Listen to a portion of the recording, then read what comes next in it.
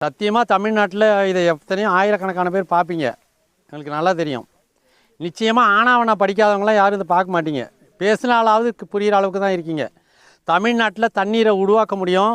தண்ணீரை உருவாக்குறதுக்கு ஒவ்வொரு தனி மனிதனுக்கும் சுதந்திரம் இருக்குது.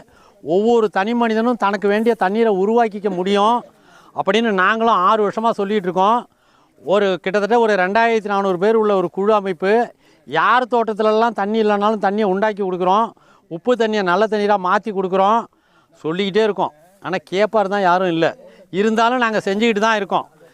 கிட்டத்தட்ட இந்த அரியலூர் மாவட்டம் டால்மியாபுரத்துக்கு பக்கத்தில் ஒரு 2-3000 ஏக்கர் பாருங்கள், கண்ணு கட்டின வரைக்கும் எல்லாம் மானாவாரி சோளம் விதைக்கிற பூமியில் மானாவாரி பூமியை வாங்கி அங்கே நீரை உருவாக்கி என்ன நெல் ஆத்தூர் கிச்சடி சம்பா விளைஞ்சிருக்கு பாருங்கள். நெல் காவிரி டெல்டாவில் உழவு ஓட்டுறது மாதிரி தண்ணீரை உண்டாக்கி உழவு ஓட்டி சேர